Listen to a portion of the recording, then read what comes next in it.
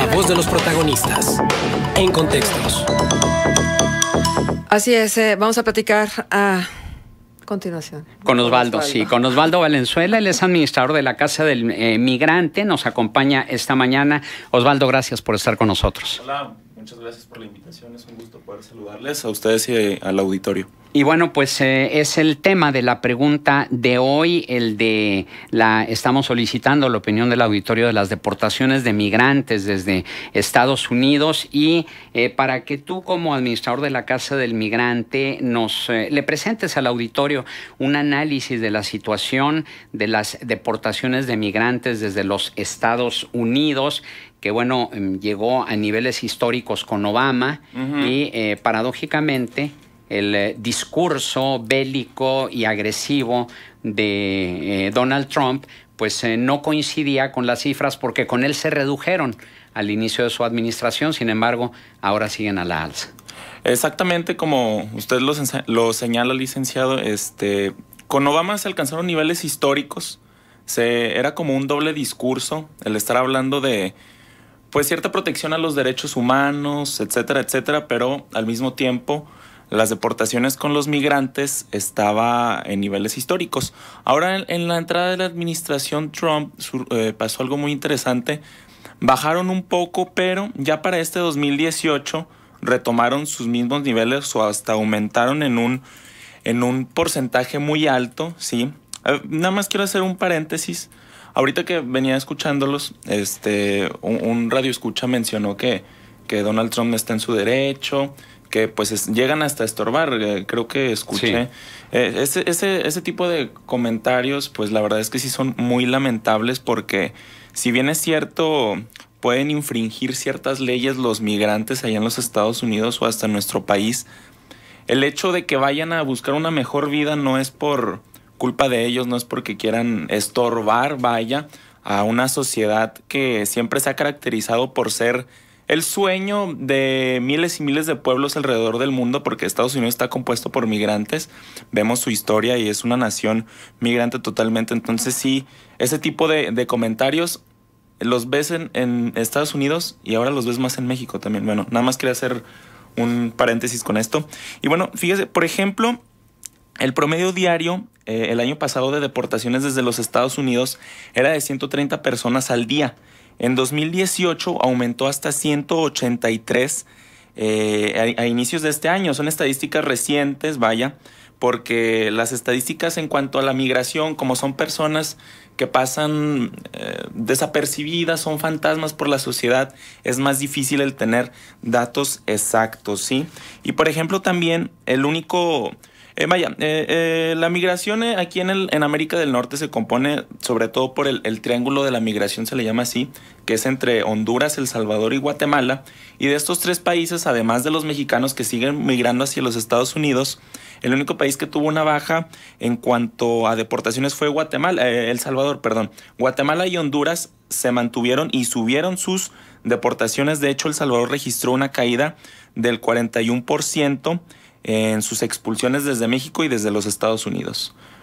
Por ejemplo, también de 2.474 repatriados en ese periodo, en el 2017, 1.599 fueron expulsados de territorio estadounidense y otros 866 de territorio mexicano. Entonces, entre Estados Unidos y México se echan la bolita sobre las deportaciones. Esto... más en México se debe a la presión que ejerció el gobierno de los Estados Unidos a la administración de Peña Nieto, y veremos ahora cómo se comporta con este cambio de administración, porque pues es muy interesante también el discurso que manejan entre Donald Trump y el nuevo presidente electo Andrés Manuel López Obrador. Y bueno, en el tema de la migración sinceramente no se ha pronunciado en lo absoluto el nuevo gabinete. Hay que estar de una manera enérgica, vaya, para defender los derechos humanos de nuestros hermanos migrantes. En el caso de Guatemala, las expulsiones de guatemaltecos de Estados Unidos sumaron 4.740 del 1 de enero de este año al 7 de febrero del 2018. Y esto da un promedio que en este 2018 son 124 deportados guatemaltecos al día, a comparación del año pasado que eran 94 nada más al día. Digo, 94 nada más es un decir, ¿verdad? Y en el caso de Honduras, la Cancillería de Honduras reportó que las deportaciones de hondureños entre México y los Estados Unidos fueron de 4,255 en enero del 2018, un poco más altas, al 4,104 del mes de enero del 2017. O sea, aumentó también, no tanto como en el país de Guatemala, pero sí tuvo un aumento significativo en este triángulo. Estamos hablando de deportaciones que realiza Estados Unidos hacia estos extranjeros que van hacia su país para regresarlos a su país de origen. Pero ¿cuál es la situación en el caso de México, concretamente de los migrantes hondureños, salvadoreños, guatemaltecos, que vienen, muchos de ellos de paso, que van hacia los Estados Unidos y algunos otros que incluso llegan a quedarse aquí? Te lo pregunto porque se habla mucho de la violación a los derechos humanos de las autoridades norteamericanas hacia los migrantes mexicanos y centroamericanos. Sin embargo, poco se habla de las violaciones de las autoridades mexicanas hacia los migrantes latinoamericanos. Mira, esto que usted menciona es muy importante porque ahí en la Casa del Migrante, en el centro de Jesús Torres, los muchachos estamos de acuerdo en que la mayoría de ellos dice que pues el paso más difícil para ellos no es la frontera entre México y Estados Unidos, es el paso por el territorio mexicano. Llaman que es un infierno propiamente. Las violaciones a sus derechos, ya dejando un poquito, bueno, vaya, también es importante, ahorita también quiero recalcar lo de la deportación, pero las violaciones a sus derechos humanos se dan en todos lados, sobre todo ellos hablan del Bajío, de esta zona de Celaya, de Irapuato. Hay varias estaciones del ferrocarril muy importantes para ellos. Ahí toman una desviación hacia Saltillo, una desviación hacia Torreón, o se pueden abrir hacia los estados de Occidente, hacia Jalisco, hacia Sinaloa. Y ellos hablan mucho de las violaciones de estos guardias de los trenes, de estas compañías que tienen seguridad privada y que los asaltan, los amenazan, los secuestran, lamentablemente abusan de mujeres también. Y pues bueno, las mujeres también viajan con niños, viajan con niñas, y es una situación muy difícil, sinceramente. También, bueno, las autoridades no están exentas, las fuerzas policiales de los estados, de los municipios, extorsionan a los muchachos con condicionarles el paso a su libertad. El día de hoy, ya con la nueva ley de migración, que es reciente, no se le puede detener a ninguna persona por no tener un estatus legal en nuestro país, en México. No se le puede detener legalmente, y lamentablemente pues siguen existiendo abusos también por parte de la sociedad civil. Claro, hay sociedad civil que está abierta a criticar esta problemática, está abierta a ayudarlos también, pero hay otra que sí hay mucho racismo,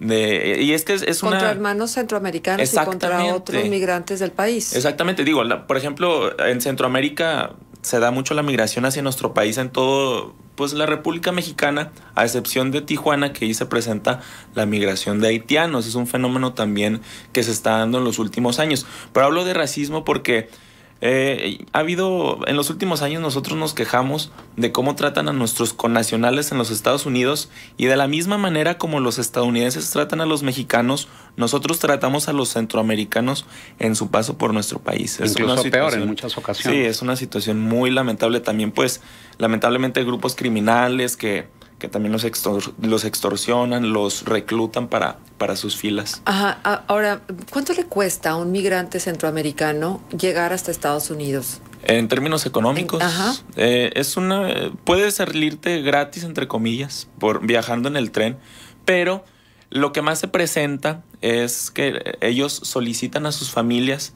que les manden dinero. Te digo gratis, no me malinterpreten ustedes ni nuestro auditorio, en el sentido de que gracias a Dios hay muchas casas del migrante en el país, sobre todo en el sur, que dan asistencia a nuestros hermanos migrantes, pero pues también necesitan, el transporte, el viajar en las vías del tren es espeluznante. Encuentras testimonios que te erizan la piel totalmente. Muchachos que llegan a la casa del migrante aquí en Torreón con pies mutilados y llegan y de todos modos quieren cruzar la frontera. los volvemos a ver pasar porque los deportan en los Estados Unidos, vuelven a intentar. Por eso recalcaba eso que decían de que estorban.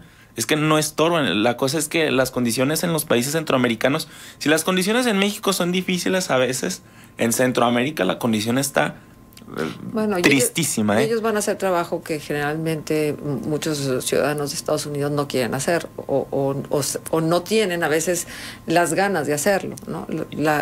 Porque también habría que revisar la calidad de los trabajos que hacen los migrantes. Exactamente. A veces son trabajos mal pagados, sobre todo en nuestro país, que ya se está dando, como es más difícil cruzar la frontera, se quedan en ciudades importantes del norte, Monterrey, en Saltillo, en Tijuana, en Chihuahua. Hay unos que todavía ya están empezando a quedarse en Torreón. En la Casa del Migrante tenemos 1 o 2 casos oficiales, por así decirlo. Pero aparte de la situación económica, del querer tener trabajos mejores, ellos buscan reencontrarse con sus familias. Tenemos personas que pasan ahí también, que vivían 20 años, vivieron 25 años en los Estados Unidos, en ciudades de Texas, de Arizona, y que las deportaron con esta política nueva de Trump, bueno, nueva relativamente desde el inicio de su administración, y lo único que buscan es reencontrarse con sus familias, con familias que ya hicieron sus vidas allá y que es difícil hacerlas en Honduras, en Guatemala o en El Salvador. Es una situación también complicada. Y aparte de esto, pues también la violencia que se vive en esos lugares, la violencia con las maras, la violencia con el crimen organizado, es muy a la orden del día el tener violencia en esos países. Sí. Ajá. Ahora, ¿qué promedio? Ustedes tienen estadísticas. ¿Cuántas veces lo intentan y lo vuelven a intentar hasta que cumplen su cometido? ¿Han documentado esto? Sí se tiene documentado, se tienen porcentajes aproximadamente. Por ejemplo, en la Casa del Migrante tenemos un promedio entre 100 y 120 muchachos y mujeres también y niños que pasan por nuestro albergue al mes. De estos te puedo decir que el 40% son deportados, que ya lo intentaron 1, 2 o hasta 3 veces. También hay otro porcentaje que lo intenta nuevamente, que lo intenta por primera vez, perdón. Y estos que lo intentan por primera vez sobre todo son jóvenes de entre 18 y 28 años. Son jóvenes. También nosotros contabilizamos menores no acompañados o acompañados. Cuando hablamos de no acompañados es que no vienen de compañía de sus padres. Sí. Y de estos pues los tenemos que contar como menores de edad, pero también son jóvenes entre 15 y los 18 años que todavía no cumplen la mayoría de edad y que por necesidad tienen que salir hacia los Estados Unidos. Ellos sobre todo es por la necesidad económica, que viven en Honduras, en Guatemala y en El Salvador.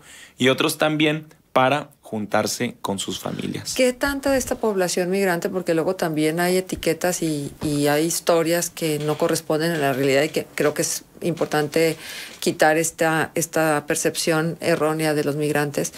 Por ejemplo, utilizan drogas. ¿Cuántos de ellos pudieran en algún momento dado ser calificados así como adictos?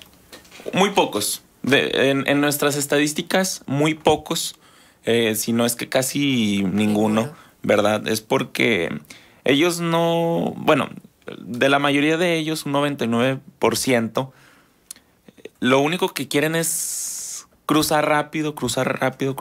Nuestro albergue, exactamente, les surge. Sobre todo, mira, nosotros somos el Centro de Día Jesús Torres, trabajamos de 9 a 4 y a veces ni siquiera se quedan en todo el horario por querer salir a buscar el tren para que no se les vaya y salir a Ciudad Juárez o salir a la ciudad de Monterrey o lo que sea. ¿Por qué frontera cruzan quienes llegan aquí a Torreón? Sobre todo por la frontera de Piedras Negras y Acuña. Se van mucho para allá. Allá también hay otro porcentaje que te digo, se quiere ir a trabajar a Monterrey por mientras para conseguir algún ingreso económico y después buscar el llegar hacia los Estados Unidos con mayor comodidad. Y sí, sobre todo lo que tú preguntas, en la frontera de Coahuila es donde más cruzan. Bien, ¿hay algún apoyo que tenga la Casa del Migrante por parte de las autoridades o cómo es que consiguen las provisiones para poder ayudar a quienes vienen de otros lugares?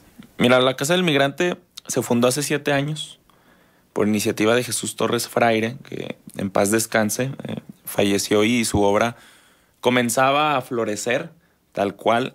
es una obra entre la iglesia, entre la parroquia de San Judas Tadeo y la Universidad Iberoamericana Torreón. Entonces, nosotros subsistimos meramente de donaciones de la sociedad civil. No tenemos un ingreso económico fijo tampoco. Lo que hacemos es, con la ropa que nos llega, una la clasificamos para los muchachos, otra se va para un bazar para sacar algo de subsistencia. Nosotros pagamos nuestros servicios, agua, luz, teléfono. En lo único en que participaban las autoridades, porque ya se quitó ese mecanismo de seguridad, era en hacer rondines por parte de la policía, pero ya no. Y pues también, si algún migrante nos está escuchando en radio, ahí tampoco se pueden acercar a 500 metros a la redonda, 1 kilómetro, no recuerdo bien la cifra exacta. Las autoridades de migración, o sea, están totalmente en una zona segura. Entonces, a tu pregunta, no, es la sociedad civil la que mantiene este centro, también con donaciones, comida ya hecha, comida enlatada. Es como sobrevivió esta casa, que poco a poco, en estos 7 años, se ha ido floreciendo, como lo dije al principio. ¿No aprovechas la entrevista para invitar al público radioescucha que esté interesado en colaborar con esta noble labor de la Casa del Migrante? Sí, claro que sí. Hacemos una cordial invitación a toda la sociedad civil, a toda la sociedad lagunera, para que se empape de esta problemática que muchas veces pensamos ya no existe, pensamos que pasa de lado nada más porque los migrantes pues cambian de rostro cada día. El Centro de Día Jesús Torres tiene las puertas abiertas. Nos pueden buscar en Facebook, Centro de Día para Migrantes Jesús Torres. La Casa del Migrante pues está ahí en la colonia Las Julietas, ¿verdad? Si se quieren comunicar, también hay un teléfono. Es el 763-9003, en horario de oficina de 9 a 4 de la tarde, 763-9003. También en Facebook nos pueden mandar mensajes, se pueden comunicar con nosotros. También subimos ciertas actualizaciones sobre nuestras actividades, y de hecho, pues ya para el próximo mes, el mes de septiembre es el mes del migrante, y alrededor del mes, en los domingos sobre todo, tendremos distintas actividades en la parroquia de San Judas Tadeo, en todas sus iglesias. Y pues aparte también queremos invitar a otras iglesias exteriores para que se unan a nosotros y pues contribuyan con esta noble causa. Muy bien, Osvaldo Valenzuela, administrador de la Casa del Migrante, agradecemos tu presencia aquí en Contexto. No, muchas gracias a ustedes, que tengan muy buen día.